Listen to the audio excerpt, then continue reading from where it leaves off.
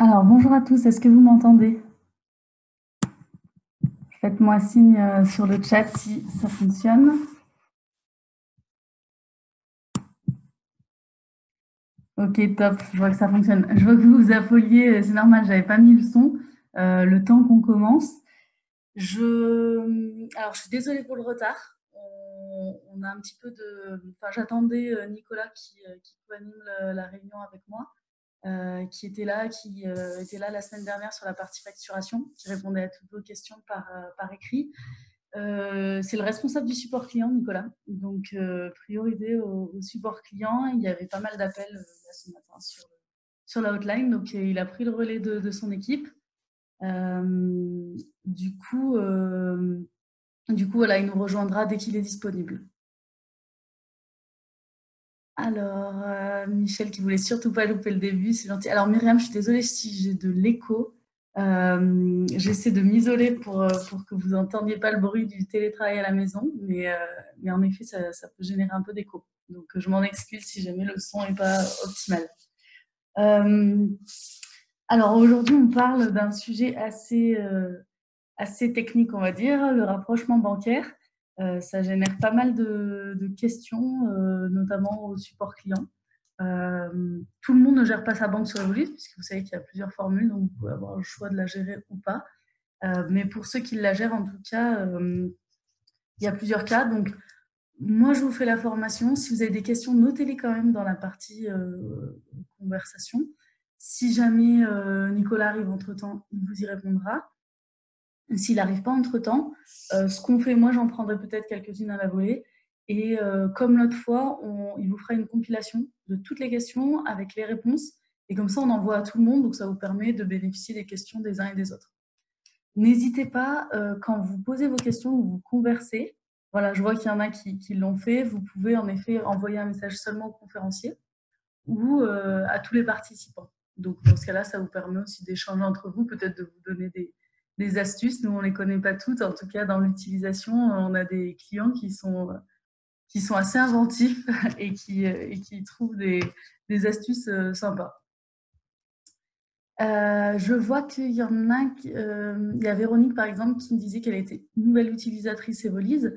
S'il y en a qui commencent tout juste ou qui n'ont pas encore utilisé la banque, etc., n'hésitez pas à le notifier. Ça me permet, moi, de voir un petit peu les différences de niveau et peut-être de,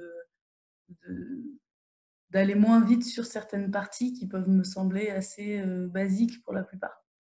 Voilà, bon, bah, Claire, nouvelle utilisatrice aussi. Donc, on va essayer d'y aller par étapes. Et puis, sur les questions hyper poussées, en plus, le plus à même d'y répondre, c'est toujours Nicolas. Donc posez par écrit et puis on fera en sorte de contenter tout le monde.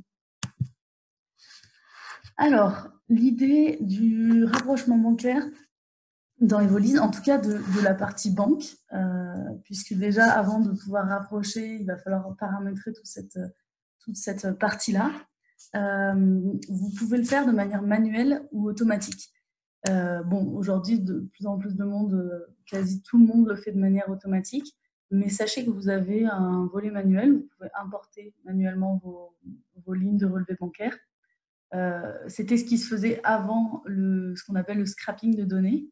On a été dans les premiers éditeurs à implémenter le scrapping de données. Donc au début, c'est vrai qu'il y a toujours des réticences. En tout cas, à l'époque, il y avait des réticences pour donner son identifiant mot de passe, puisque c'était un système peu répandu. Aujourd'hui, ça fonctionne très bien. Et vous avez dans votre abonnement 5 collecteurs qui sont inclus. Alors, je dis ça pour tous ceux qui ont souscrit ou qui ont renouvelé leur abonnement à partir de juin 2018, date à laquelle on les a inclus dans les abonnements. Avant, c'était une option payante. Si jamais il y en a qui ont depuis, qui ont encore les anciennes offres, sachez que vous pouvez basculer sur les nouvelles offres. Nicolas, tu n'as jamais utilisé la banque, et ben, ça va être l'occasion de s'y mettre. Du coup, on a donc vous pouvez connecter jusqu'à 5 banques dans votre compte de manière automatique. Donc c'est-à-dire que nous, on va aller chercher vos données tout seul. Donc, vous aurez, comme votre appli bancaire est intégré à Evolis, donc c'est hyper pratique pour avoir toutes les infos au même endroit. Si jamais vous avez plus de 5 banques, ce qui franchement n'arrive quasiment jamais, ou alors voilà, vous êtes un cas rare parmi nos clients, vous pouvez en ajouter d'autres de manière manuelle. Vous pouvez les intégrer via fichier Excel que vous récupérez sur votre banque. Alors, voilà, mon temps estimé, 1 heure à 1h30, ça va dépendre. On est toujours un petit peu, vu que c'est la première fois, par exemple, que je fais un webinaire sur le rapprochement bancaire, je n'ai pas forcément la notion de combien de temps ça peut durer exactement, mais on va s'en tenir à 1h30. Alors, je vous ai mis ici les locaux de nos 2 partenaires avec qui on travaille. Ce n'est pas nous qui allons scraper vos données, c'est ce qu'on appelle, donc récupérer vos données directement. Alors, c'est pas pardon, nous qui allons directement chercher les données. Ça, c'est des organismes spécialisés qui font ça. Il y a tout un système, c'est extrêmement sécurisé. Donc, vous connaissez peut-être Bankin qui vend aussi des produits pour les particuliers. Budget, vous connaissez sûrement moins. Budget Insight qui travaille entre professionnels. C'est avec Budget qu'on s'est lancé les premiers. C'était eux un peu les pionniers sur le marché du scrapping. Aujourd'hui, Budget Banking, c'est les 2 acteurs. Je ne sais même pas s'il y a d'autres acteurs sur le marché des collecteurs bancaires. En toute franchise, c'est l'immense majorité de... C'est eux deux les leaders du marché. Donc, nous, on a fait le choix de connecter les deux. Initialement, on n'avait que Budget. On a rajouté l'année dernière Banking pour pouvoir pallier les difficultés de l'un ou de l'autre. Quand il y en a un qui peut avoir une difficulté sur la connexion d'une banque, on peut vous basculer sur l'autre. Enfin, voilà. Aujourd'hui, quand vous créez un compte, c'est aléatoire. Il y a 1 sur 2 qui a Budget, 1 sur 2 qui a Banking. Nous, on a plus d'antériorité avec Budget Insight, on connaît depuis longtemps. Après, ils peuvent rencontrer des problématiques que Banking ne rencontreront pas. Enfin, voilà. Donc, chacun a ses difficultés en tant qu'éditeur. Donc voilà, nous, au moins, on a toutes les possibilités. Donc, s'il y a une solution sur le marché, on l'a, puisqu'on a les 2 acteurs. Donc, l'idée d'un collecteur, comment ça se passe? En fait, c'est un robot qui va reproduire le mouvement que vous faites quand vous allez vous connecter avec votre banque. Donc, quand vous lui donnez votre identifiant ou mot de passe, Budget ou Banking a enregistré en fait sur le compte du Crédit Mutuel, là où est le bouton pour se connecter.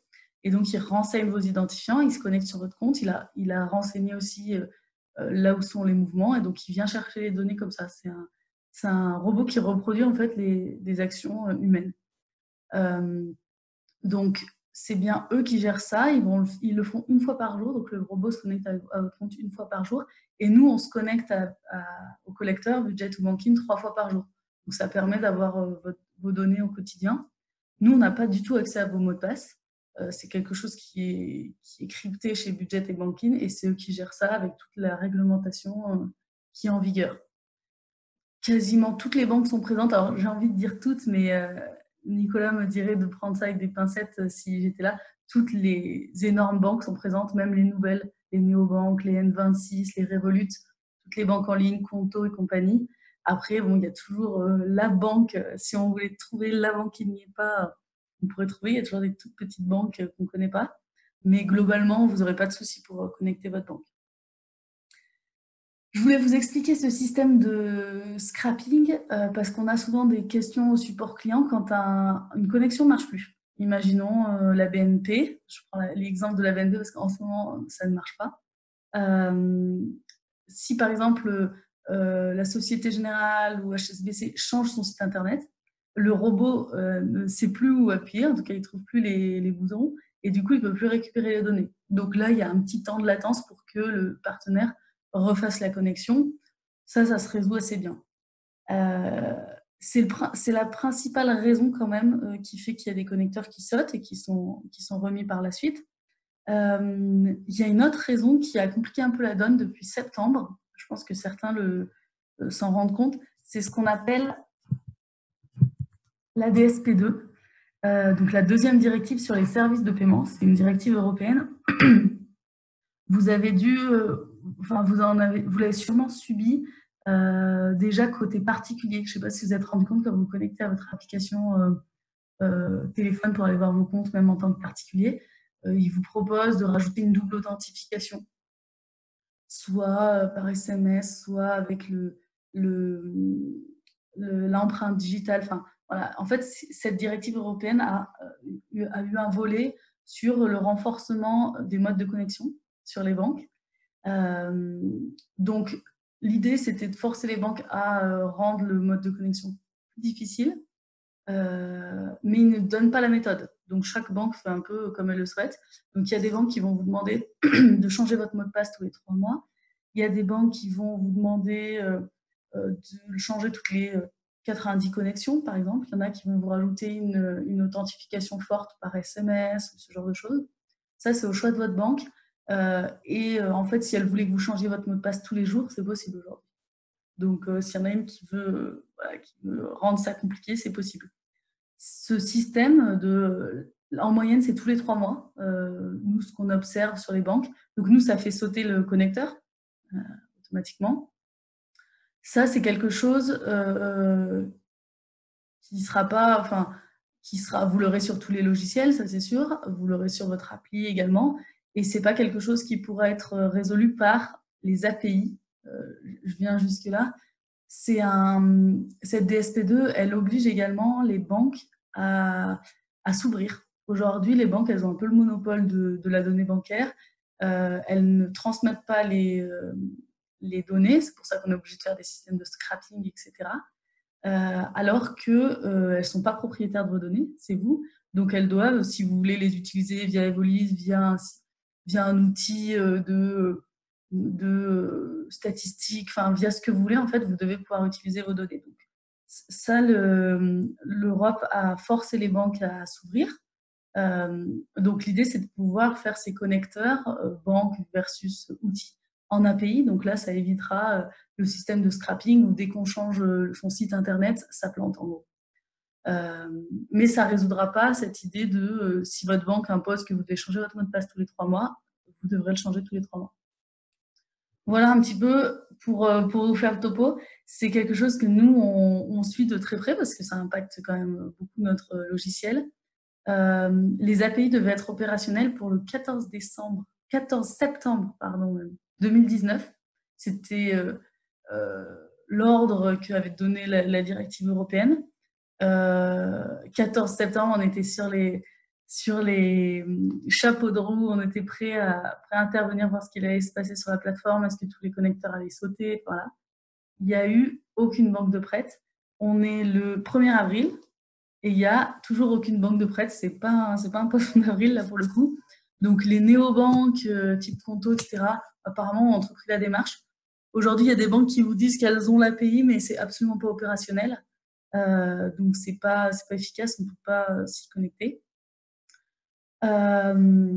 Et vous avez des banques comme la BNP où il y a un problème en ce moment, aucun logiciel ne peut s'y connecter parce qu'ils ont rajouté ce qu'on appelle une SCA, Strong Customer Authentication. Donc eux, apparemment, c'est par SMS.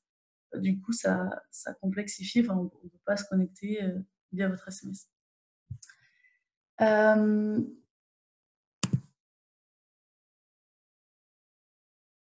Alors, Stéphane me dit que HSBC demande à chaque connexion un code généré par un digipass qui sera à chaque fois différent. Ouais, donc là, ça c'est compliqué. Alors, à voir parce que j'ai déjà vu ces espèces de petits calculateurs. Ah, bah, il y a Nicolas qui nous rejoint. Bonjour Nicolas, qui a pu se libérer pour vous, donc tant mieux.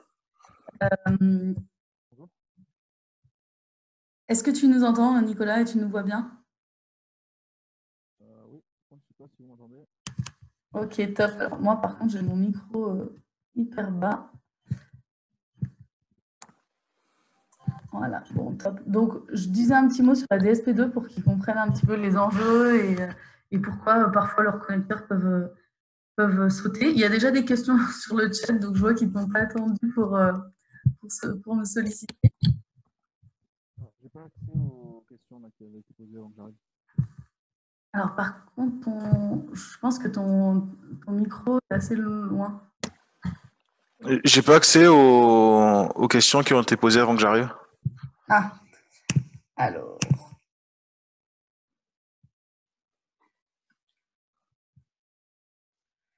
Alors, ceux qui ont posé des questions en amont, juste de l'arrivée de Nicolas, il n'y en avait pas tant que ça. Il y avait une question de de Christian.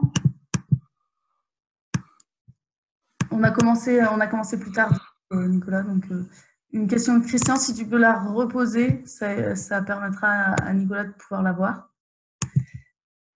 Et il y a une question de Sophie sur ses connexions justement au relevé bancaire. Alors, je ne sais pas si j'y ai répondu ou pas entre-temps, mais ceux qui n'ont pas eu leur réponse, si vous pouvez la reposer à Nicolas, comme ça il pourra le voir. Alors.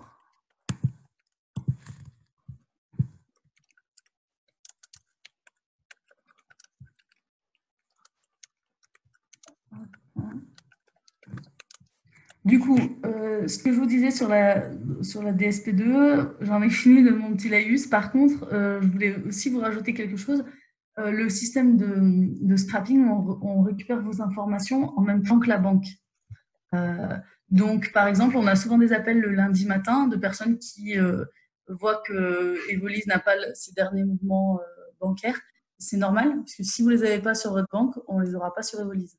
Enfin, en tout cas, il y a très peu de chances. Donc, l'idée, c'est que comme votre banque est souvent fermée le dimanche, lundi, et vous recevez vos informations le mardi, ça sera globalement la même chose sur Evolise. Donc, ça, prenez-le bien en compte pour pas vous faire surprendre si vous n'avez pas les infos le lundi matin à 9h. Du coup, on va pouvoir passer dans l'outil.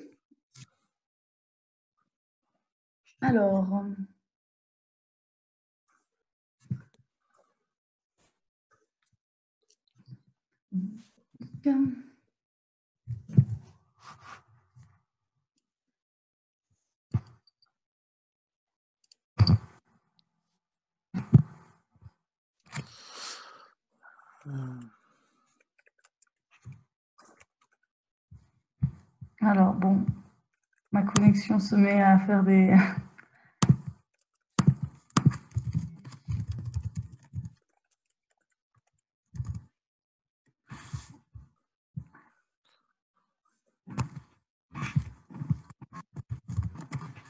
Alors, je me connecte dans mon compte Evolise. Je vais avoir, je le remontre juste pour ceux qui n'étaient pas là la dernière fois, si certains n'ont pas suivi le webinaire sur la facturation. Si vous mettez le même identifiant mot de passe pour plusieurs comptes, vous avez cette interface qui vous permet d'avoir un accès unique pour tous vos comptes. Alors, ce que je vous disais la dernière fois, en introduction de ce webinaire, c'est que vous allez pouvoir connecter vos banques de manière automatique ou importer des relevés de manière manuelle. L'idée, c'est toutes vos données bancaires apparaîtront ici dans données bancaires, relevés bancaires. Et la partie paramétrage. On voit pas ton écran, Anaïs. Ah, autant pour moi.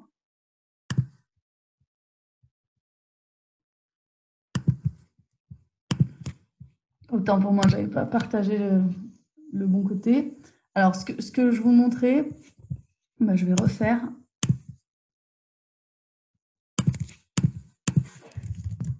La connexion unique dont je vous parlais, c'est celle-ci. J'ai mis un identifiant, un mot de passe, je me connecte à 3 comptes différents en même temps. Donc, ça me permet d'avoir un seul accès. Donc, ça pour ceux qui gèrent plusieurs boîtes. Et sinon, vous avez vos données bancaires qui se trouveront ici, dans l'onglet données bancaires et relevés bancaires. Je vais... Tiens, d'ailleurs, une question qui nous intéresse. Combien de personnes parmi ceux qui utilisent, est-ce que vous utilisez la V1 du relevé bancaire, qui est celle-ci? Je vous l'affiche avec des données. Ou est-ce que vous êtes déjà passé sur la nouvelle version, qui est la V2, qui est celle-ci, qui est une nouvelle version qu'on a sortie il y a quelques mois maintenant, qu'on vous a mis en mode V2, pas vous la pousser de force et vous bousculer dans vos habitudes, mais qui va devenir la version par défaut. V2, bon, c'est bien. J'utilise la V1 que je trouve plus lisible. Alors, V1. Bon, bah, va falloir passer à la V2, hein, ceux qui utilisent la V1. En tout cas, c'est l'objectif du jour, c'est de vous montrer comment fonctionne cette V2. Alors, pour ceux qui la trouvent plus lisible, ça, bon, ça reste toujours subjectif. Après, vous allez voir quand je vais vous la montrer que franchement, il y a plus de fonctionnalités. Enfin, en tout cas, c'est plus rapide. Ça va vous permettre de gagner du temps. Nous, on a laissé ces deux cohabiter pendant un temps, mais vous allez voir qu'on va définitivement mettre la nouvelle version en place et qu'en plus, la technologie utilisée par la nouvelle version est bien plus récente. Donc, ça vous permettra même d'aller plus vite. Donc, ici, vous trouvez votre banque et sur la partie et ici, dans les paramètres, vous allez avoir tout ce qu'on peut paramétrer au niveau de sa banque. Donc, on va commencer par paramétrer ses comptes bancaires. On verra plus tard les règles de rapprochement. Pour vos comptes bancaires, donc c'est ici où vous pouvez, dans la liste de vos comptes bancaires, vous pouvez en avoir autant que vous voulez, ça, c'est pas un problème. En automatique, vous pouvez en avoir 5. Les 5 qui sont inclus dans votre abonnement. Donc, tout simplement, il va y avoir deux choix. Soit vous êtes sur Bankin, parce que je vous ai dit quand vous connectez votre compte, il y en a 1 sur 2 sur Bankin, 1 sur 2 sur Budget. Si vous êtes sur Budget, vous allez devoir entrer dans la banque. Donc, en cliquant sur le nom, vous avez une banque créée par défaut. Donc, n'hésitez pas, vous l'utilisez, vous la modifiez. Et puis, vous avez un bouton plus nouveau pour en ajouter d'autres. Vous allez entrer sur la banque. Et vous allez cliquer sur automatiser ce compte. Pas besoin de vous embêter à renseigner un IBAN, etc. Le scrapping ira le chercher tout seul. Donc, vous allez automatiser ce compte bancaire. Ça, c'est pour ceux qui ont Budget. Après, vous suivez la procédure, vous choisissez votre banque, vous mettez votre identifiant, aucune difficulté. Sur ceux qui ont Bankin, vous allez l'avoir ici de manière globale sur la page. Vous allez simplement avoir à cliquer sur connecter une banque. OK. Vous le voyez, là, on est sur le site de Bankin, hein, direct.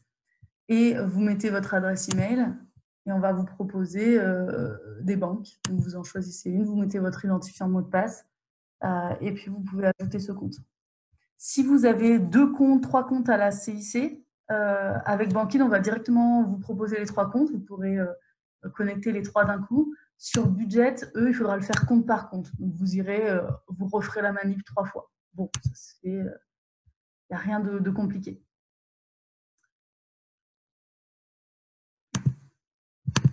Hop. Voilà pour les banques. Vous allez voir du coup que à chaque fois que vous créez une banque, je vais me connecter, il va y avoir plusieurs choses. On va vous demander l'antériorité. Combien vous voulez reprendre d'historique. Sachez que nous, on ne peut pas faire ce qu'on veut. La plupart des banques donnent en moyenne 3 mois d'historique. Si vous avez 3 mois, déjà, c'est bien. Donc, même si vous marquez que vous voulez de l'historique jusqu'au 1er janvier 2019, vous ne l'aurez pas forcément. C'est en fonction de ce que votre banque nous laisse accéder. Donc, soyez pas frustrés, entre guillemets, de ça. Vous pouvez toujours récupérer de manière manuelle vos relevés bancaires et les importer dans votre compte. Quand vous allez créer votre compte également, on va vous demander ici des comptes comptables de banque. Donc là, par défaut, sur votre première banque, on vous mettra 512 et BQ. Si vous rajoutez d'autres banques, on va vous demander ces comptes. Mettez ce que vous voulez, entre guillemets. Ça n'a pas d'impact. On ne va pas faire de vérification. Donc, tant qu'il y a un champ dans la case, on ne vous bloque pas. L'idée, c'est qu'on a besoin de ces paramètres pour éditer le journal de banque qui est dans votre comptabilité. Donc, soit vous utilisez ce journal de banque et dans ce cas-là, voyez avec votre comptable qu'est-ce qu'il a besoin comme compte comptable et comme code journal pour chaque banque. Ça, chaque cabinet comptable a un peu sa manière de faire et sa propre codification. Donc, demandez à votre cabinet pour qu'il puisse récupérer un journal de banque propre. Si jamais vous ne l'utilisez pas ou que votre cabinet ne l'utilise pas derrière, mettez ce que vous voulez. Il n'y aura aucun impact. Ici, vous avez une petite étoile qui va vous permettre de définir cette banque comme banque principale. Alors, il y a plusieurs. Enfin, l'idée, vous devez toujours avoir une banque en banque principale. L'idée de cette étoile, c'est qu'on va utiliser cette banque pour alimenter le tableau de bord qui est ici, avec les entrées-sorties. Donc, les entrées-sorties sur ce tableau de bord, bon, là, moi, je suis à vide de données sur 2020, on va le faire sur 2019, mais elles seront alimentées par votre banque principale. Hop.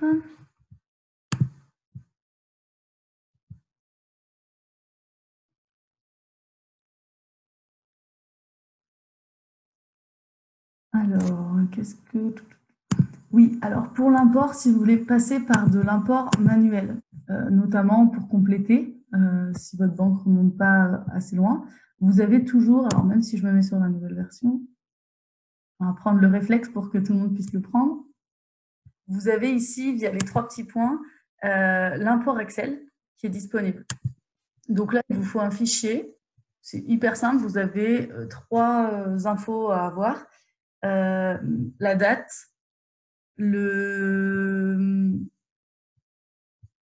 alors, les 3 infos, pardon. Date, libellé, montant. Oui, c'est ça. Date, libellé, montant. Et du coup, on va vous importer automatiquement votre relevé bancaire. Donc ça, vous pouvez le faire. Si jamais vous avez connecté votre banque, donc qu'elle tourne de manière automatique, il faudra l'arrêter pour pouvoir importer un fichier Excel et ensuite vous relancez la synchro. Okay, donc attention sur ça. Attention sur la date que vous mettez pour la synchro pour éviter d'avoir des doublons. Si nous, on récupère vos données en scrapping et que vous les importez aussi, ça va vous faire des doublons.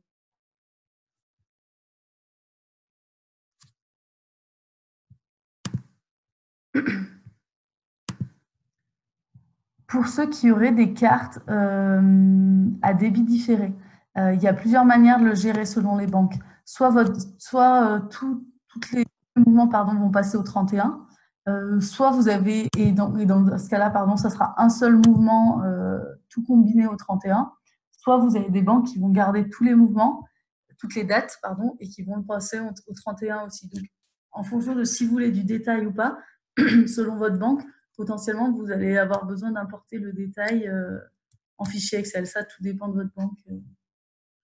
Donc, cette version 2, comment elle se présente sur le relevé bancaire? Vous avez donc ici la liste de tous vos mouvements. Encore une fois, dans Evoline, on essaie de le faire de très simple. Donc, en vert, vous avez les entrées d'argent. En rouge, les sorties.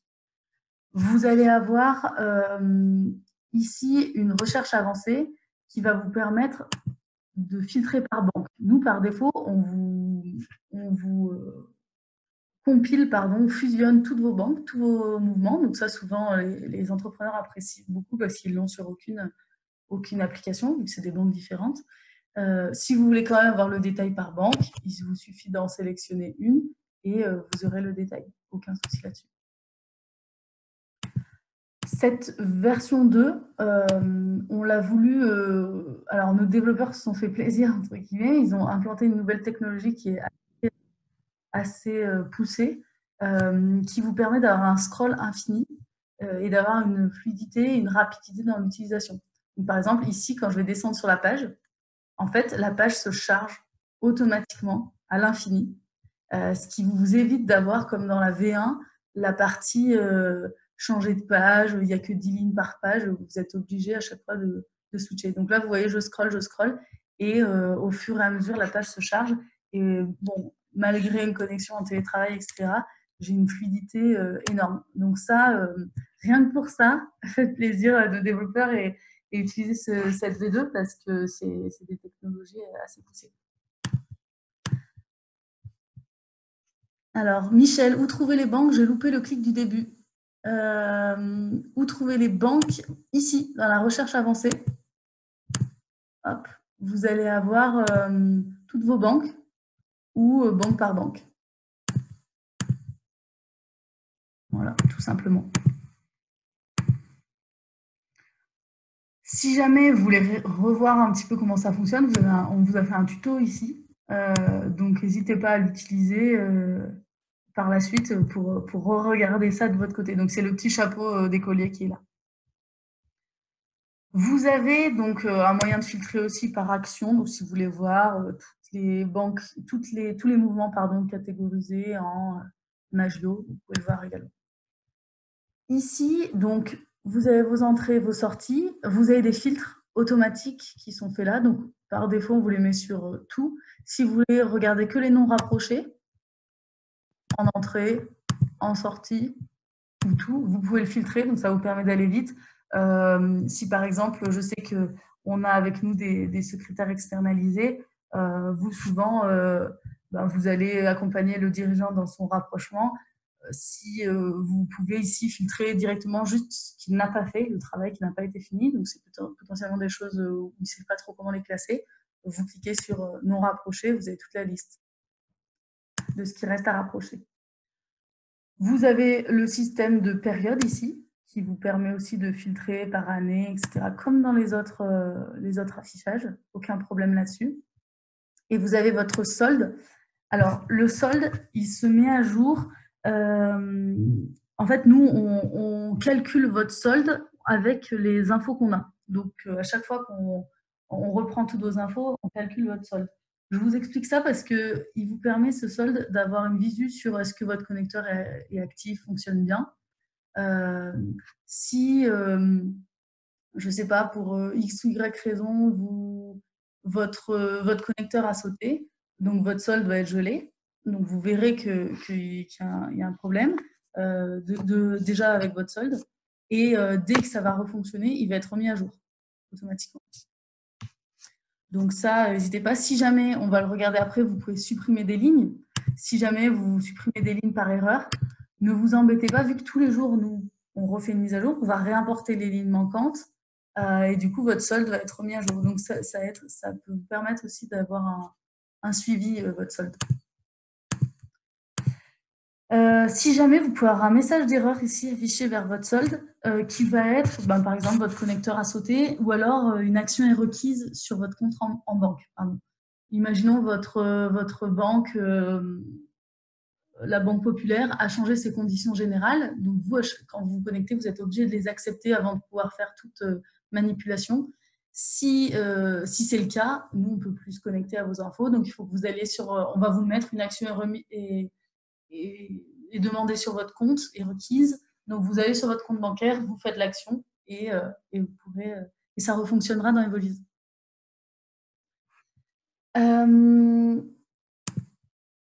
Voilà. Vous avez ici, du coup, vos mouvements qui sont classés par jour. Sur ces mouvements, vous allez avoir plusieurs choses. Vous avez d'abord un historique ici. Donc, vous avez le nom de la banque. Donc là, c'est Conto. Vous pourriez avoir celle-ci HSBC. Alors, moi, j'ai importé beaucoup de données avec toute la banque Conto, mais sinon, vous avez le nom de la banque en question. Vous avez l'historique. Donc là, ça vous permet de voir que je m'amuse à rapprocher, dérapprocher, rapprocher, dérapprocher toujours ce mouvement.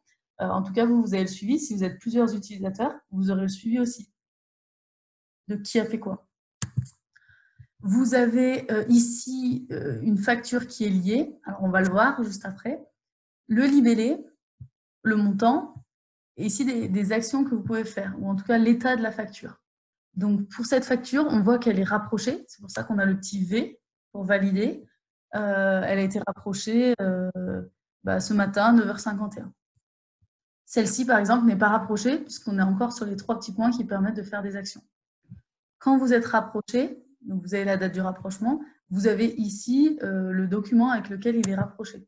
Là, c'est une facture. Donc, quand je clique, je rebascule sur ma facture en question, du même montant. Si ce n'est pas rapproché, vous l'avez ici et donc vous avez des actions que vous allez pouvoir faire.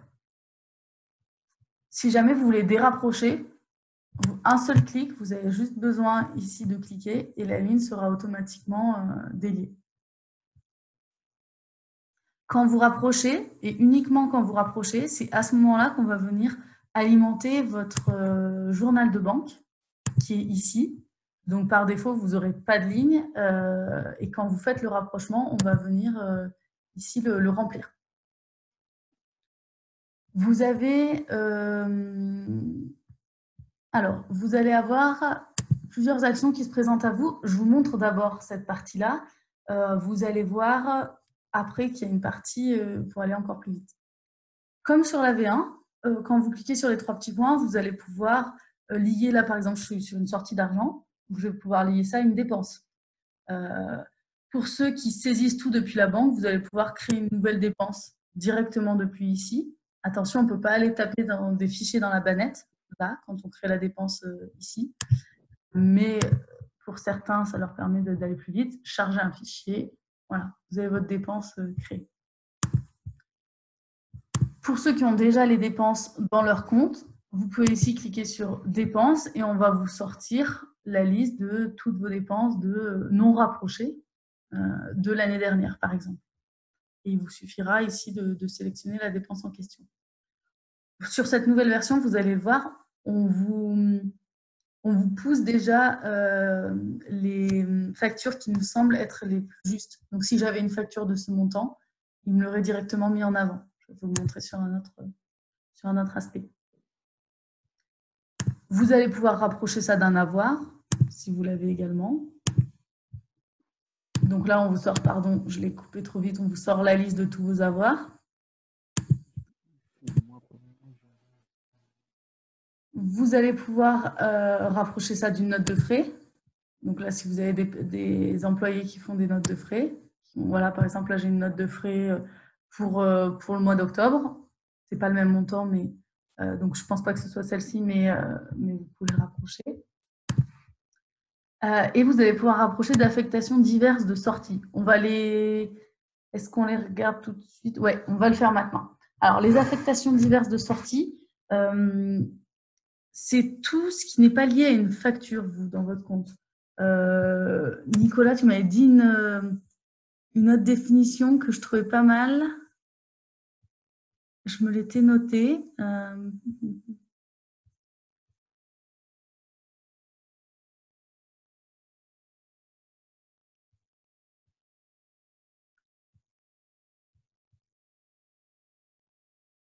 Alors, je vais vous montrer des exemples, ça va vous parler direct. Par exemple, là, je suis sur les sorties d'argent. Vous pouvez avoir des frais bancaires, vous pouvez avoir des agios, les salaires de vos employés. Vous allez avoir des dépenses personnelles, le règlement de votre TVA. Voilà, tout ce qui ne se rapproche pas à une facture de vente ou d'achat.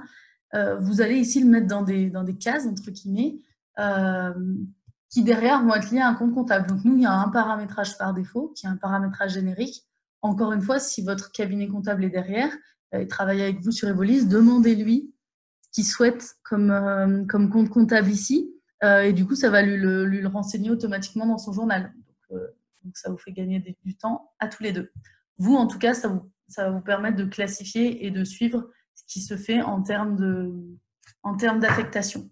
Vous avez la même chose sur les ventes, une facture de vente, affectations diverses d'entrée, cette fois-ci, où vous allez avoir donc remboursement de la TVA, un apport personnel, une remise CB, je ne sais, enfin, peu importe. On vous a aussi mis un onglet « Je ne sais pas ». Alors, pour ceux qui sont accompagnés, que ce soit par un cabinet, par un professionnel, j'en sais rien, vous pouvez, si c'est vous qui faites le rapprochement, je sais qu'il y a pas mal de cabinets qui l'utilisent, le chef d'entreprise fait son rapprochement tout seul. Et par contre, quand il a un doute, il le met dans cette case « Je ne sais pas » et ça permet au comptable de savoir directement, lui, dans son compte d'attente, de voir directement ce qui n'a pas été classifié. Voilà pour cette partie-là. Les affectations, vous allez aller dans les paramètres, si jamais vous voulez les paramétrer. Et ici, vous allez avoir dans la partie gestion les affectations d'entrée et de sortie. Donc, c'est ici que vous allez pouvoir personnaliser. Vous pouvez les importer en Excel, comme d'habitude. Hein. Vous importez un fichier. Nous, par défaut, on vous met celle-ci, celle que j'ai là sous les yeux, qui couvre déjà pas mal de besoins. Mais si jamais vous avez un leasing de véhicule, peu importe, vous pouvez directement le rajouter ici.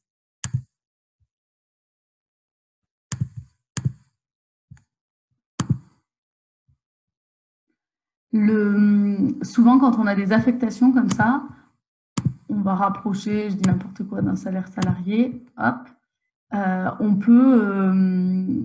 On va pouvoir également, on fait le rapprochement de cette manière-là. Vous avez d'autres possibilités ici. Donc, tout à l'heure, j'ai cliqué sur les 3 petits points. C'est pour ça que j'ai eu les dépenses, nouvelles dépenses, etc. Quand je clique ici sur la flèche, je vais avoir d'autres fonctionnalités qui sont les suivantes. La première, supprimer.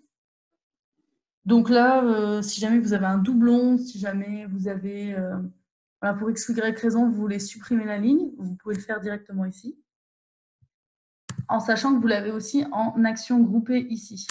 Donc là, ça vous permet de sélectionner plusieurs lignes et de supprimer très rapidement les lignes, ou de les fusionner, etc. Ou de les dépointer. Donc, dépointer, c'est-à-dire dérapprocher. Moi, je vous dis dérapprocher, mais je pense que ce mot, je ne suis même pas sûre qu'il existe. Mais ce n'est pas grave. Vous comprenez le principe. On dit pointer et dépointer, normalement. Donc, ici, quand je clique sur la petite flèche, vous avez la poubelle. Vous avez le trombone pour joindre un fichier, comme partout dans Evolise. Hein, ça sert à joindre un fichier. Je vous prends cet exemple parce que quand vous avez je sais pas, un leasing de véhicule, un remboursement en emprunt, vous pouvez avoir un justif de votre banque, vous pouvez le joindre ici, comme ça vous l'aurez sur votre ligne. Et vous, ça vous permet à votre comptable, quand il récupère le journal de banque, ou vous, hein, si vous le récupérez, d'avoir tous les fichiers liés. Donc lui, il va avoir toutes les factures, quand il y a une facture liée, il va avoir un justif s'il y a le justif lié aussi.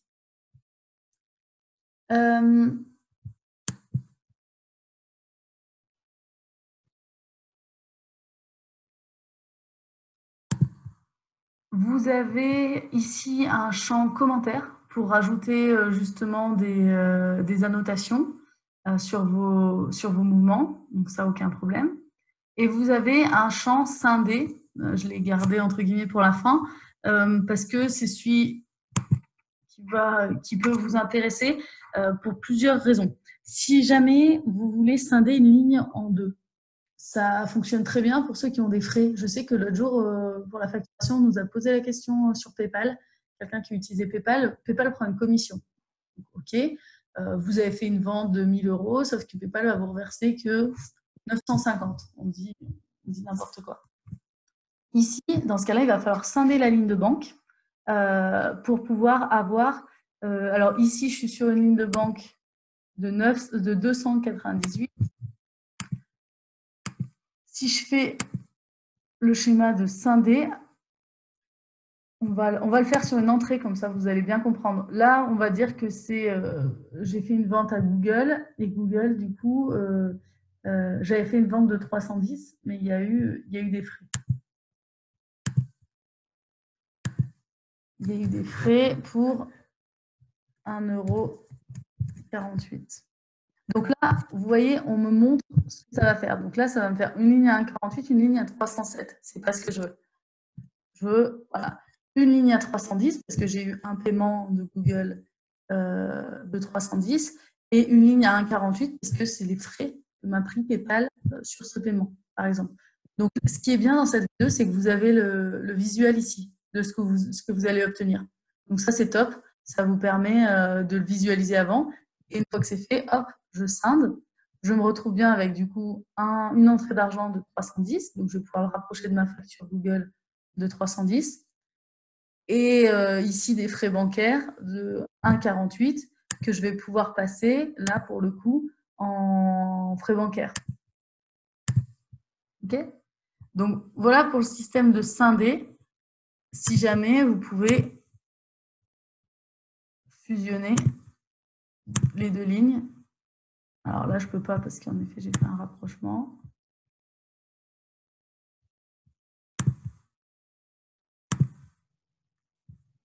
Voilà.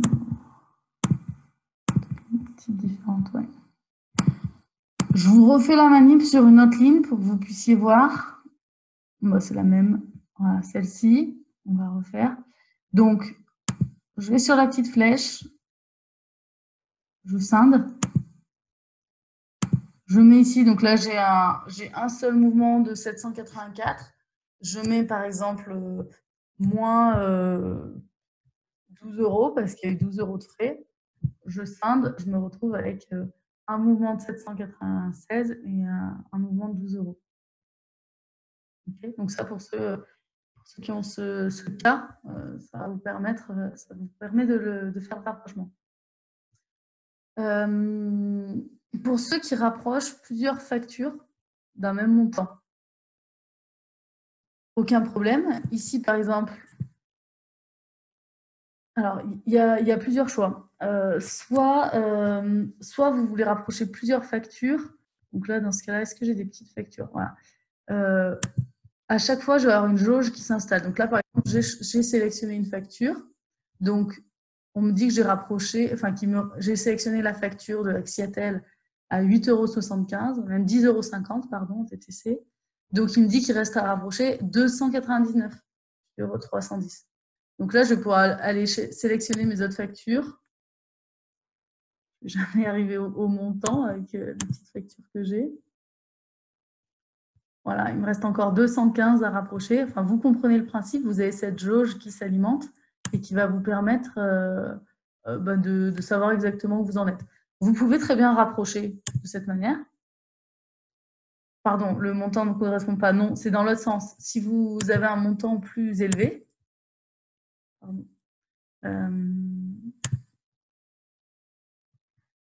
ici, par exemple, j'ai une facture de 3 900 €. Voilà, donc celle-ci. Je ne vais pas prendre une payée, prendre une enregistrée.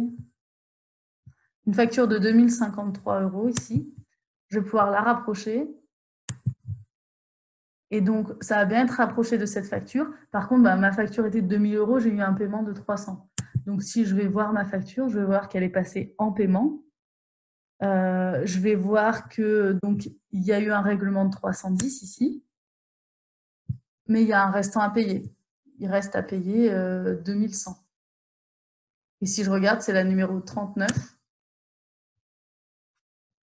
39, celle-ci, je vois bien qu'elle est en paiement, qu'elle faisait 2053, qu'il y a eu 310 de payés et qu'il reste à payer 2100. Pardon, elle faisait 2400 TTC.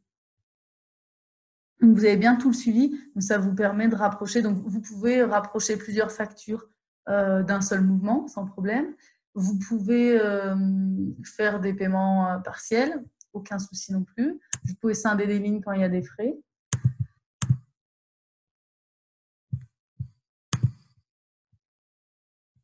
Hop.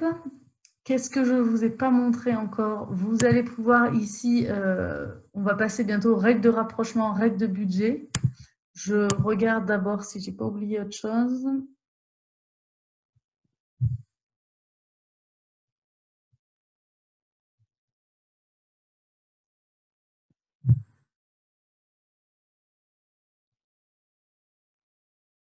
Ah si, j'ai oublié un truc super important.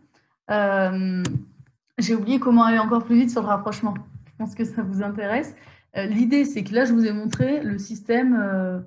Je clique sur ma facture et derrière, ça va me donner la liste de toutes mes factures. En réalité, on a fait un système beaucoup plus ingénieux sur cette V2 qui consiste à rendre le libellé de vos mouvements bancaires cliquable. Donc, c'est-à-dire qu'ici, vous allez pouvoir utiliser ces mots pour filtrer. Donc, par exemple, quand je clique ici sur ECS et associés, qui semble être mon fournisseur, à qui j'ai réglé une facture de 3 350 €, ça va directement me filtrer toutes mes factures de ECS et associés. Alors, pourquoi je n'ai pas une facture de...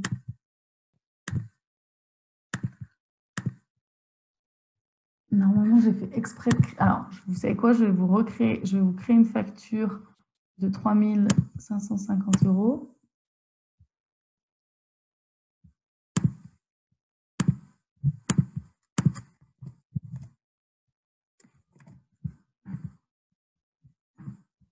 Je vais la mettre en 2019. Voilà.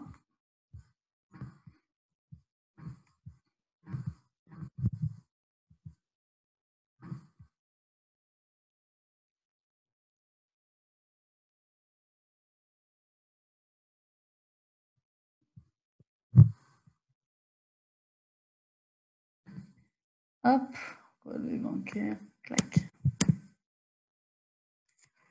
Donc ici, on a rendu donc ce que je vous disais, le libellé cliquable, ce qui vous permet, quand vous cliquez dessus, alors pourquoi ma deuxième facture n'apparaît pas?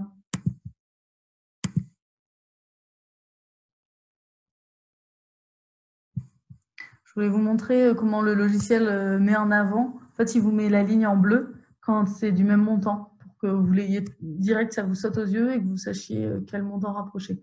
Bon, en tout cas, l'idée du filtre sur les mots du libellé, ça fonctionne bien et ça vous permet, quand vous cliquez, de filtrer. Et puis, si vous voulez rajouter un filtre par montant, vous le rajoutez et à chaque fois, en fait, ça vous... Regardez la période, Anaïs. De quoi? Le filtre période. Ouais. Et l'autre, elle n'était pas sur 2020. Je l'ai fait sur 2000... normalement. J'ai pas compris. Normalement, je l'ai fait sur 2019. Ah bah non, tu vois, 2019, elle n'y est pas. Ah non, autant pour moi. T'as raison. Je l'ai fait sur 2020. On risque pas de le voir. Hop, n'hésite pas à me couper s'il y a des questions intéressantes de personnes. Je vois que ça chatte pas mal sur le...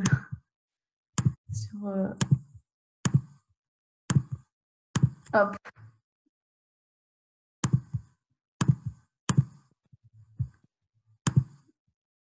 Donc, nouvelle version. On est reparti. 2019.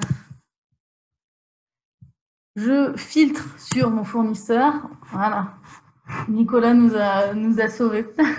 Vous avez donc ici, donc à chaque fois, ça vous a sorti toutes les factures de ECS associées sur 2019 et ça vous propose en premier et en bleu celle qui semble être la plus plausible. Donc là, en effet, ça fait gagner pas mal de temps sur le rapprochement, ça va aller beaucoup plus vite. Donc ça, c'est hyper important, ça c'est vous l'avez que dans ce V2 et donc tout est cliquable, même le montant. Ici. Alors, est-ce qu'on passe tout de suite aux règles de rapprochement? Tac.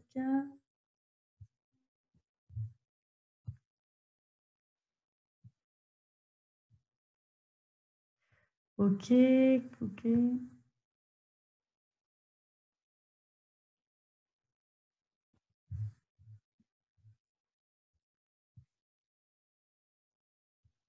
Donc, on va passer aux règles de rapprochement. L'idée, c'est que vous allez avoir deux manières de les créer. Soit vous allez dans les paramètres ici, vous allez dans la ligne banque et vous avez les règles de rapprochement qui sont là, toute la liste de vos règles. Soit vous pouvez le faire directement depuis la banque. Alors, les deux fonctionnent très bien. Peut-être une petite préférence pour le faire depuis la banque. Comme ça, vous avez, il n'y a pas le risque de ressaisie du libellé. Je m'explique. Vous cliquez sur une ligne. Vous allez cliquer sur règle de rapprochement, pardon, celle-ci, la petite réglette. Et on va automatiquement vous reprendre le nom du libellé dans la proposition de la règle. Donc, voilà comment se présente une règle de rapprochement. L'idée, c'est que le rapprochement que vous faites vous manuellement, si on peut l'automatiser, c'est mieux, ça va vous faire gagner du temps. Donc, pour cette raison, on a créé des règles qui sont en fait vos jeux de conditions. L'idée, c'est par exemple, notamment, on va faire un exemple sur les affectations. Sur les salaires, donc là, on avait une sortie d'argent de... je ne sais plus combien de milliers d'euros. Imaginons, on va enlever ça, sur la banque Conto, c'est la banque avec laquelle vous payez vos employés, au débit, le montant ne va pas préciser parce que les salaires peuvent varier chaque mois. Vous allez appliquer, on va demander au logiciel d'appliquer la règle suivante. Alors là, on veut appliquer une condition, enfin, on veut que ce soit strictement cette condition. Vous pourriez dire à l'ordinateur, s'il y a au moins une des conditions suivantes, vous m'appliquez le rapprochement. Vous le faites. Okay. Donc, peu importe là, vu qu'on va avoir qu'une condition, je vais lui dire que quand le mouvement bancaire contient le libellé salaire. Je vais lui dire qu'il doit me mettre ça en affectation de sortie. Et je voudrais qu'il le mette en salaire salarié. Donc là, tous les mois, dès qu'il va voir sur la banque Conto un débit avec le mot salaire, il va me le mettre en affectation de sortie en salaire salarié. Vous avez pareil sur les entrées, aucun souci. Vous pouvez faire des lignes qui ne contiennent pas tel mot, des lignes qui commencent par tel mot, des lignes qui se terminent par tel mot. Donc, pour que ça fonctionne, il faut bien sûr que vous, que vous ayez une récurrence dans vos libellés, que voilà, il y ait quelque chose de cadré et de régulier pour que le logiciel puisse l'appliquer. Attention, je vous alerte quand même, les mots que vous mettez là, c'est au sens strict. Donc là, par exemple, salaire, je l'ai mis en majuscule, il faut que ce soit en majuscule quand ça passe en banque. Si c'est salaire en minuscule, c'est pas la même chose. Si c'est salaire avec un espace, c'est pas la même chose, c'est un ordinateur, donc ça applique exactement à la lettre ce que vous lui dites. Mais du coup, vous allez devoir le noter exactement. Donc là, si je reprends mon exemple de tout à l'heure,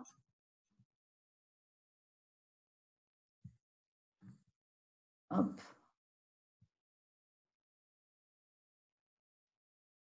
Vous avez voilà, des frais bancaires. Alors ça, c'est souvent qu'il y a des frais qui passent. On veut direct les mettre en affectation, pareil, frais bancaires. Donc d'une banque à l'autre, elles ne vont pas forcément les appeler de la même manière. Souvent, les banques, c'est bien, c'est cadré, c'est tout le temps la même chose, le même libellé. Donc ça, c'est pratique. Vous devez faire une règle par banque. Vous allez, ici, si vous laissez le numéro qui est là, par exemple, vu qu'il change à chaque fois, la règle ne va pas marcher. On ne peut pas faire une récurrence avec une règle qui change à chaque fois.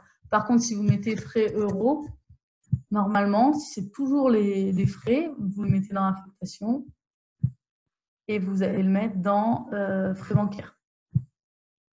Voilà pour cette partie-là. Je vous invite à simuler tout le temps la règle. Donc là, l'idée, simuler la règle, je le fais et ça va me montrer, voilà, en date, en 2018, etc., toutes les mouvements où il a trouvé frais euros et il me l'appliquerait. Donc ça va vous montrer si vous avez fait une règle peut-être trop restrictive ou au contraire trop permissive et que du coup elle ne fonctionne pas. Nous, Evolise est construit sous la forme 1 pour 1. Donc ça veut dire si il trouve avec votre règle de rapprochement, pardon, je m'emballe. Là, c'est sur, je vous montrerai juste après sur la règle par montant. Donc, faites bien attention à ces règles pour les créer, mais vous avez la simulation ici qui vous permet de voir si ça fonctionne. Si c'est OK, vous cliquez sur Enregistrer et on va vous amener sur la liste de toutes les règles de rapprochement ici, qui est le même encadré, enfin, le même visuel que vous allez trouver ici, là où on peut les paramétrer aussi. Donc, les deux se recoupent. Quand vous êtes ici sur la liste des règles de rapprochement, nous, on vous en a mis par défaut. Par défaut, elles sont toutes sur 0. Donc, ça veut dire qu'elles ne sont pas activées. Si vous passez votre souris, vous verrez. 0, ça veut dire désactivé. 1, ça veut dire activé. On vous en met 3 règles par banque. Donc, voilà les 3 pour le crédit mutuel, là les 3 pour Conto. Moi, j'ai beaucoup de banques, donc forcément, on m'a créé beaucoup de règles. À vous de voir ce qu'il en est. Vous avez en bas les règles que vous avez créées. Pardon. Par exemple, la règle frais euros là qu'on vient de créer. Hop, elle est ici. Cet ordre-là, ça va vous permettre d'appliquer les règles, le sens d'application des règles. Voilà, sauvegarder l'ordre d'exécution des règles. Donc, ça veut dire que vous pourriez faire des règles assez laxistes au début et qui vont être de plus en plus restrictives. Une règle que je vous conseille d'activer uniquement, par contre, si vous faites c'est le rapprochement par montant. Je vous le conseille, mais pas si vous faites si vous êtes une entreprise qui fait des abonnements. Par exemple, Evolise, on n'active pas cette règle pour la simple bonne raison que on a 4 prix chez Evolise, donc tous nos clients payent la même chose, il n'y a que 4 prix différents, donc elle ne va pas fonctionner. Nous, l'idée, c'est, avec le rapprochement, c'est dès qu'ils trouvent un montant de 500 € et une facture qui correspond de 500 €, il rapproche. S'il y a 2 factures de 500 €, il ne rapproche pas. La règle ne servira pas. Donc ici, vous activez cette règle et vous avez automatiquement, vous allez avoir, on va aller le voir après dans les données bancaires, il va rapprocher par montant. Donc comme je vous ai dit, 1 pour 1. Donc faites-le uniquement, pas si vous vendez toujours la même chose, sinon il n'y aura pas d'intérêt, pas d'impact. La règle que je vous ai montrée là sur les frais euros, en réalité, on vous en a déjà fait une qui est celle-ci, l'affectation automatique des frais bancaires au crédit et au débit. Elle marche plutôt très bien, vu qu'on travaille avec la plupart des banques, on sait la manière qu'elles ont de créer leurs frais bancaires. Donc si vous l'activez, normalement, vos frais bancaires ils seront affectés automatiquement. Okay. Mais à vous après de rajouter, si vous avez un leasing de véhicule, c'est tous les mois le même montant. Vous pouvez très bien vous faire une règle par montant en partant de votre relevé bancaire. Alors, soit vous la créez directement depuis les paramètres, ce que je vous disais, soit vous prenez carrément une ligne. Hop, vous prenez une ligne, vous savez que voilà, votre leasing de voiture il est à 298,51 tous les mois. Vous faites une règle de rapprochement.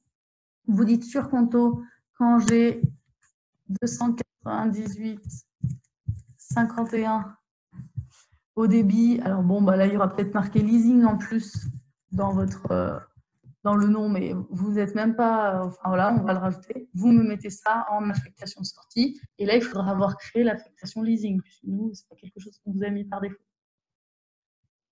Voilà comment ça fonctionne. Donc, pour les gens qui ont super bien paramétré, pour certains, le rapprochement se fait quasiment intégralement sans action manuelle de leur part. Donc, après, ça dépend des secteurs d'activité, c'est sûr. Ça va dépendre de votre business. Mais cette partie-là peut vous permettre de vous faire gagner quand même pas mal de temps. Est-ce que j'oublie des choses, Nicolas? Si tu vois d'autres choses, n'hésite pas. Et sur les règles. Ah oui, exécutez vos règles de rapprochement. Vous allez ici dans votre relevé bancaire. Vous allez exécuter ces règles. Alors, normalement, les règles s'exécutent de manière automatique. Là, en ce moment, vous allez les exécuter. En fait, quand vous allez vous connecter sur votre compte, vous allez cliquer sur « Exécuter les règles ». Pour la simple et bonne raison que nous, ça génère énormément de bandes passantes. Donc, on va le remettre de manière automatique, mais pour ne pas dégrader votre service et la rapidité de l'application en général, parce que ça impacte tout, on les a mis, on a mis l'activation manuelle. Donc, vous le faites une fois, ça vous fait toutes vos règles en masse. Il n'y a aucun souci là-dessus. Si vous ne l'avez pas fait depuis 15 jours, ça vous fait les 15 jours. Pas de problème. Mais ça va redevenir automatique. Alors, pas tout de suite. Pas tout de suite, mais sachez que vous devez, donc, dans la nouvelle version ici, par exemple,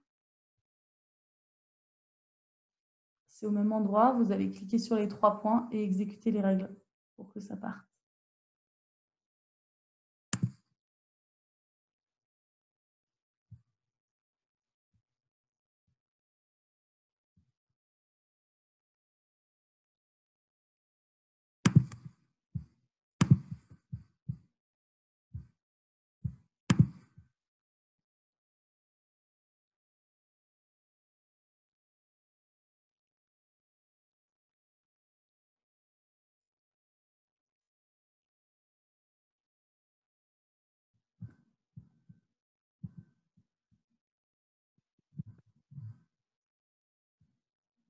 Alors, voilà, vous allez avoir la même chose ici, exécuter les règles de rapprochement. Voilà, ce qui vous permet d'exécuter les règles en masse. Je vous montre aussi, je ne vous avais pas montré, ici vous avez un filtre non rapproché. Ça vous permet automatiquement de faire le filtre, celui-ci, là, non rapproché tout. Souvent, c'est le filtre le plus utilisé, donc on vous l'a mis en avant en haut directement. La période, là aussi, si vous voulez afficher des périodes par défaut, vous pouvez le faire dans les paramètres pour mettre toujours sur 1 an, sur 6 mois. Ça va vous le faire pour vos factures, vos devis, votre relevé bancaire, absolument tout. Est-ce que vous avez des questions? Je regarde ce qui a été posé.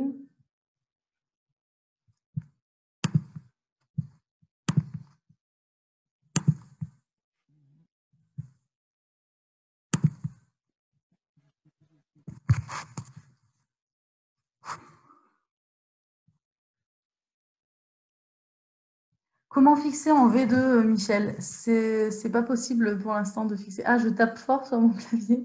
Désolée, c'est que mon micro doit être proche du clavier, comme vu que c'est intégré dans l'ordinateur, comme, comme la caméra. Donc, désolée si ça fait du bruit. Euh,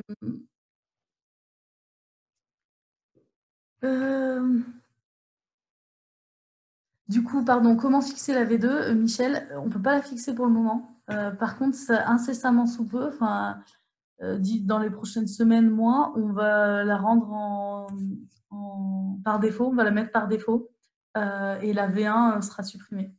Donc n'hésitez pas, ça va arriver prochainement. Mais bon, Muriel, Solange, vous aviez vu que j'étais restée en 2020, vous aviez l'œil aussi.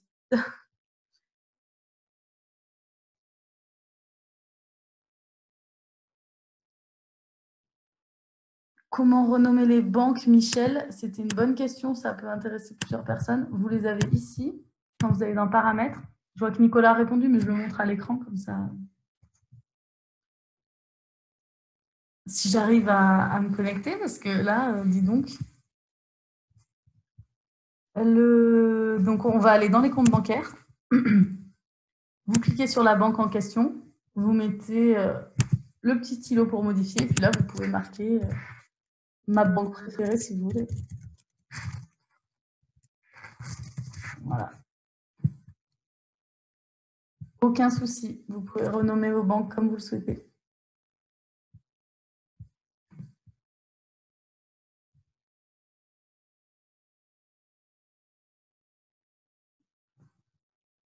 Oui, Cécilia,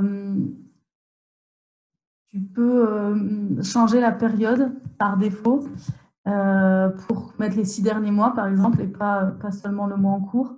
Pour ça, il faut aller dans les paramètres. Alors, ça doit être conditions particulières des documents par défaut, de mémoire. Voilà, et là, tu changes la période par défaut. Donc, tu peux mettre 6 mois si ça te convient. Nous, par défaut, on vous met le mois dernier, mais si en fonction du flux que vous avez, du nombre de mouvements, etc., sachez que les listes, ça va fonctionner pour. Là, l'affichage des listes, ça vous le fait aussi pour les factures, pour les devis, pour tout. Donc, le nombre de lignes affichées par page, vous avez bien compris que pour le relevé bancaire, ça n'avait pas d'impact vu qu'on est sur un scroll infini. Par contre, sur les factures, par exemple, si vous voulez afficher 50 factures par page, vous pouvez.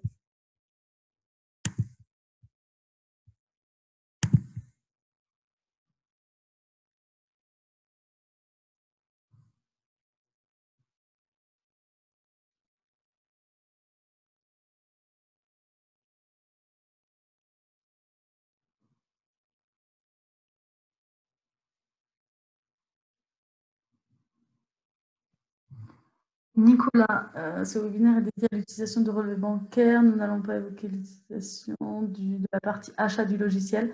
En effet, on ne va pas l'utiliser. Par contre, vous pouvez vous inscrire pour la prochaine session. Je vous l'ai envoyé en début de webinaire où on va parler du module achat. J'en profite pour faire un peu de teasing sur les prochaines sessions. J'ai bien entendu vos sollicitations d'hier, donc on les a intégrées. Ici, si vous allez sur notre dernier article de blog, celui sur les formations, je vous remets le lien, comme ça, pour ceux qui l'ont loupé. Après, Anaïs, tu pourras remontrer scindé pour faire apparaître les commissions PayPal, Okay. par exemple. Pas de souci. Je vous laisse pour ceux qui veulent voir un peu comment ça sera sur la partie achat. Je vous ai rajouté une session lundi à 10 h qui s'appelle Gestion fournisseur. Et gestion fournisseur, on va justement voir la collecte de vos factures d'achat, renseigner une dépense, gérer les notes de frais de vos employés si vous en avez, les bons de réception, les bons de commande. Voilà. Et mercredi, je vous ai mis rapport et prévisionnel. Donc, pour voir tous ceux qui voulaient voir plus en détail l'analytique, les rapports Evolise, le prévisionnel de gestion, etc. Donc, vous pourrez vous inscrire. Alors, pour ceux qui veulent revoir Scindé,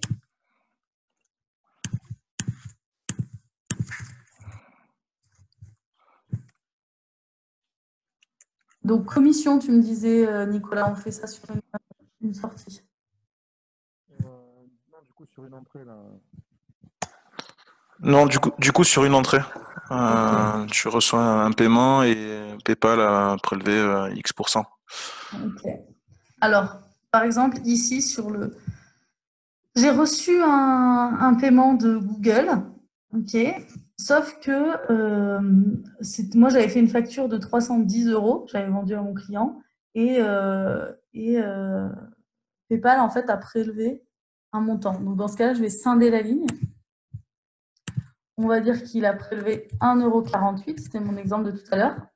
Donc, moins 1,48 €. Vous avez bien ici le résultat qui va être affiché à l'écran. Donc, on va vous faire une première ligne avec moins 1,48, qui sera donc en rouge pour les sorties, et une ligne avec 310 en vert pour les entrées. Je clique sur scinder, hop, opération réussie, votre ligne a bien été scindée, et donc vous avez bien votre entrée en vert que vous pouvez rapprocher de votre facture de 310, et le prélèvement PayPal en rouge que vous allez pouvoir rapprocher de votre affectation de sortie. Et ici, vous pouvez vous faire un libellé prélèvement PayPal, par exemple, frais PayPal, ce que vous voulez. Les libellés, les affectations, vous pouvez même les créer directement depuis la banque en cliquant sur Nouveau ici. Le code, vous mettez ce que vous voulez, c'est juste pour les classer. Et là, vous allez mettre prélèvement ou commission PayPal, puisque c'est des commissions. Voilà. Hop, OK. Et du coup, vous l'aurez bien après pour toujours. Est-ce que c'est bon ou pas? Ou si vous voulez, on le refait encore une fois, il n'y a aucun problème. Alors, Anthony me demande si on va aborder les règles de budget. Non, on ne va pas les aborder puisque vos règles de budget, elles vont servir à alimenter le prévisionnel de gestion qui est dans la partie rapport. Du coup, on les abordera mercredi prochain sur le webinaire qui sera lié au prévisionnel de gestion. C'est pas le prévisionnel de gestion, hein, c'est le budget de trésorerie. Budget de trésorerie, autant pour moi. Donc non, on l'abordera pas aujourd'hui, les règles de budget. Est-ce que c'est bon pour la partie scindée, pour les personnes qui posaient la question? Vous avez eu le temps de voir ou vous voulez qu'on le refasse une autre fois? Et Muriel, par exemple, qui posait la question.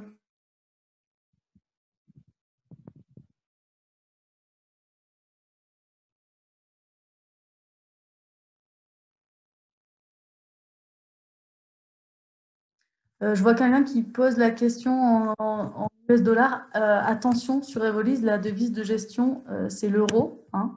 Donc ici, vous aurez automatiquement votre compte en euros.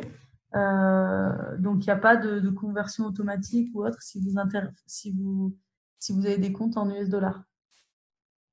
On n'a que l'euro en devise de gestion. Autant sur la partie facturation, comme on l'a vu l'autre fois, vous pouvez facturer dans toutes les devises qui existent. Sur la partie achat, sur votre banque, vous allez avoir que l'euro en devise de gestion.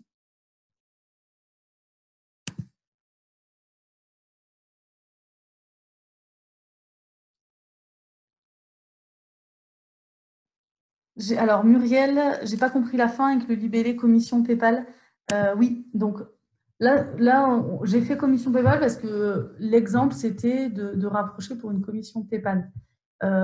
Pour n'importe quelle commission, ça fonctionne, hein. Je me suis mis où? Je m'étais mis où? Voilà, ici. L'idée, ce que je disais Muriel, c'est que l'entrée en vert, vous allez pouvoir la rapprocher de votre facture. Donc ici, je vais faire nouvelle facture. Enfin, je vais faire facture, pardon, et on va me proposer la facture de 310 € pour Google. Je vais cliquer et je vais la rapprocher. OK. Ça sera bien rapproché, il n'y aura aucun souci. Par contre, cette partie frais là, qui a été prélevée par PayPal, là pour le coup, c'est une commission. Il va falloir que je la rapproche de quelque chose. Ça ne correspond pas à une facture. Donc, je ne peux pas la rapprocher d'une facture, à moins que vous en ayez une. La plupart du temps, ça correspond à ce qu'on appelle une affectation, donc une affectation de sortie dans ce cas-là. Vous avez la liste de toutes les affectations ici. Donc, vous pouvez, si vous en avez une existante, vous pouvez le rapprocher d'une existante. Si jamais vous voulez en créer une particulière, ici, j'ai fait exprès d'en créer une PayPal parce qu'on était sur le cas PayPal. Je ne sais pas si c'est pertinent, mais si vous faites 50% de votre activité via PayPal, potentiellement, vous aimeriez bien suivre les commissions prises par PayPal. Vous verrez la semaine prochaine que dans les rapports, il y a un rapport justement sur ces affectations. Donc, ça vous permettrait d'avoir le montant total des commissions prises par PayPal sur une période donnée. Donc voilà pourquoi j'en ai créé une par défaut. Après, vous pouvez utiliser celle existante. Si jamais c'est des frais sur lesquels vous avez une facture ou autre, vous pouvez aussi le rapprocher de vos dépenses. Voilà. Donc, ça, après, c'est à vous de voir selon votre activité, selon est-ce qu'il y a un justif ou pas, de quoi vous le rapprochez. J'espère être assez claire. C'est vrai que c'est un peu plus pointu, la banque. Donc, j'espère que ça peut répondre à vos questions. Ok, c'est bon.